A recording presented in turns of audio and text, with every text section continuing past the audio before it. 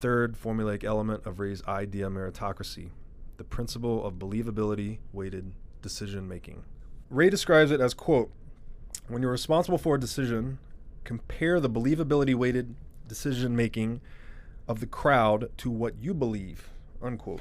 If we look at fiat currency in terms of believability, the best performing central bank fiat currency in history, as we mentioned earlier, was the British pound, as well as 99.5% of its value in 317 years. And when it comes to maintaining purchasing power across time, gold has a believable track record, whereas fiat currencies could barely be less believable. An ounce of gold, and this is a popular one, an ounce of gold is roughly equal to the value of a fine man's suit for over a century, whereas the cost of the same suit in dollars has skyrocketed.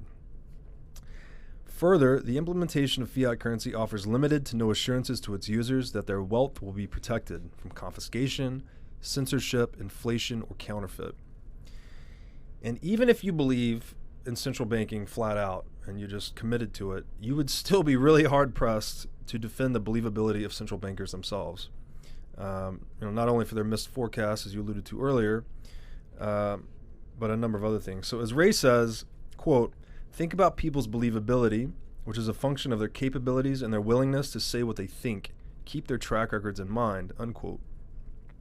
In terms of capabilities, central bankers have arrogated themselves virtually unlimited latitude to manipulate the supply and price of fiat currency in pursuit of politically determined ends. They have exercised these privileges based on largely undisclosed criteria and are notorious for their veiled communication styles. In other words, central bankers seem quite unwilling to say what they think, and their decision-making criteria are shrouded in falsehood. And in regards to track records, central bankers likely hold the world record for the most abysmal performance in history. They've caused multiple waves of currency devaluation and unemployment during their reign over money over about the past century. And since reputation must be earned through honesty, it is unsurprising that central banks have struggled in this respect, as their business model is built on deception. So another way to look at the believability of money is by setting facts versus opinions. Opinions are like soft money in that they can easily be diluted and distorted, which is very clear in politics, for instance. Facts, though, are like hard money in that they are rooted in scientific realities. In the case of gold, these are chemistry and physical rarity, and in the case of Bitcoin, these are mathematics and thermodynamics. So, said simply, do we believe the largest market in the world is best governed by opinion or fact? So, in this respect, I'd say buying Bitcoin is like buying a put option on central banker malfeasance, or going long facts and short opinions, which is kind of like you're long Bitcoin, short the bankers, I guess, said differently. The reason central bankers cannot be believed is because they lack skin in the game.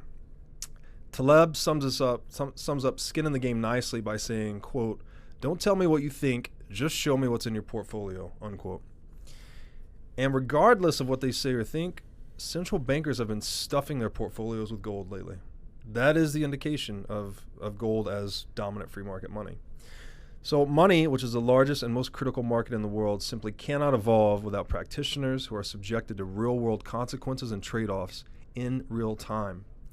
Since central bankers don't face the consequences of their decisions, they suffer from the agency problem, which is a conflict of interest inherent to any organization where one party is expected to act in another party's best interest, but is not exposed to the proper balance of incentives and disincentives to do so.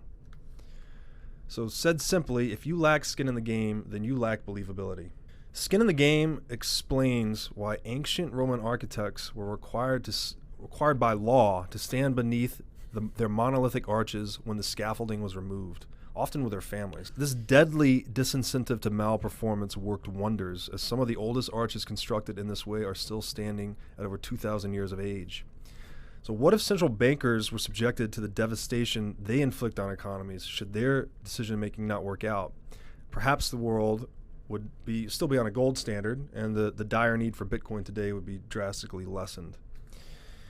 So without skin in the game, your interests are inherently conflicted and you suffer from an agency problem anytime you're managing other people's money, and this includes central bankers. And this is why most asset allocators prefer to invest in hedge fund managers that have a substantial amounts of their own net worth tied up in their funds, because that is skin in the game, right?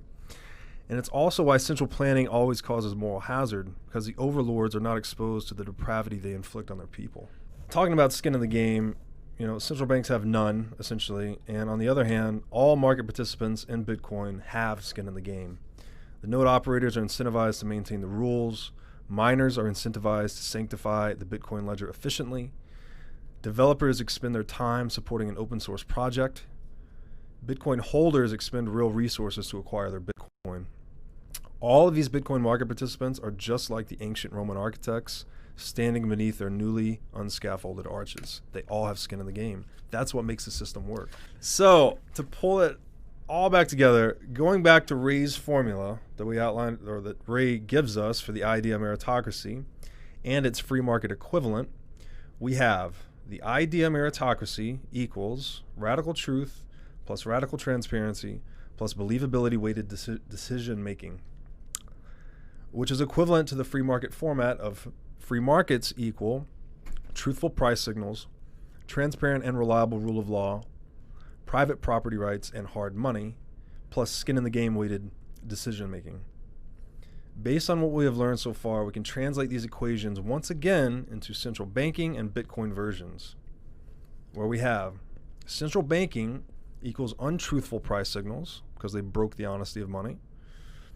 There's still transparent and reliable rule of law because central banking doesn't really affect the rule of law so much, but they have marginalized private property rights because they confiscate people's wealth via inflation.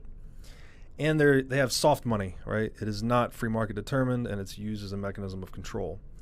And they have the agency problem weighted decision making. They don't have skin in the game, so they have an agency problem instead. Bitcoin, on the other hand, has absolutely truthful price signals. This is something that is even more scarce than gold, right? Gold is relatively scarce. Bitcoin is absolutely scarce, which makes it the perfect medium to move price signals through, essentially. It also has transparent and reliable rule of law. It has private property rights, which are restored in Bitcoin because it's uninflatable. You can't steal people's Bitcoin via inflation or confiscation. And it is an absolutely hard money, meaning that it's free market determined and it can't be inflated at all. Plus, it has skin in the game weighted decision making, as we just covered with its market participants. So in this sense, clearly, Bitcoin is 100% consistent with the equation for free markets, whereas central banking is almost entirely inconsistent. Since this free market equation is equivalent to the idea meritocratic equation, we may deduce Bitcoin is completely consistent with Ray's formulation of the idea meritocracy, and central banking is not. So if we go all the way back to the beginning, to Ray's original assessment of Bitcoin, assuming Ray's principles are stated forthrightly, how can he possibly be a non-believer in Bitcoin? Bitcoin is both an idea meritocracy and a free market. As you said, Ray, quote, when someone says, I believe X, ask them, what data are you looking at? What reasoning are you using to draw your conclusion? Unquote. So let me ask you, Ray, after Bitcoin's impeccable performance for over a decade, it's had over 99.98% uptime, it's never been hacked, it's evolved into the most secure computing network in the world, it's storing around $200 billion in market value, depending on the day, and it has cleared over $1 trillion of USD value of transactions in total. What data and reasoning are you using to draw your conclusion about Bitcoin? Ray, my guess is that like many smart people, you have disregarded Bitcoin at the outset. In accordance with one of your favorite principles, I implore you to keep an open mind about Bitcoin, and perhaps you'll come to see it as an embodiment of open-mindedness itself.